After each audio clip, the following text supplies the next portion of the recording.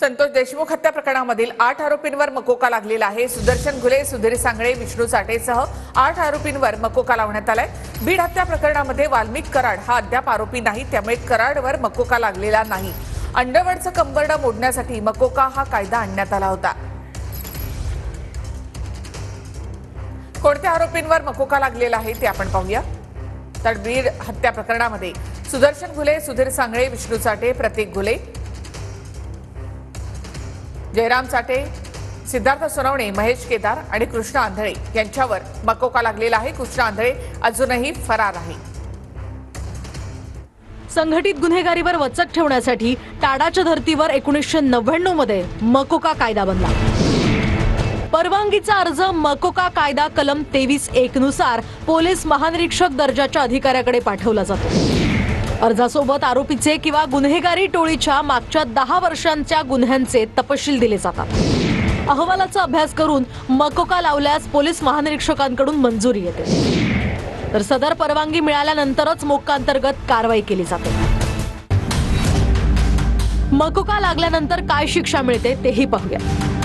मकोका लागल्यास आरोपीला अटकपूर्व जामीन मिळवता येत नाही। जेवढी शिक्षा असेल तीच शिक्षा मकोकाच्या कलम 3(1) नुसार देता येते। शिक्षा किमान 5 वर्ष ते जन्मठेपेपर्यंत असते, तर किमान दंड 5 लाखांपर्यंत असतो। दोषींची मालमत्ता जप्त करण्याची सुद्धा यामध्ये तरतूद आहे। आता कोणत्या गुन्ह्यात मकोकाची कारवाई होते तेही पाहूया। हप्ता वसुली, खंडणी, खंडणीसाठी अपहार, सुपारी देणे, खून, अंमली पदार्थांची तस्करी या गुन्ह्यांमध्ये मकोकाची कारवाई होते।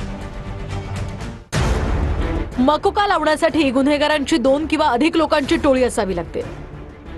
टोळीतील एकट्या गुन्हेगारानं किंवा टोळीतील अनेकांनी गुन्हा केलेला असावा लागतो।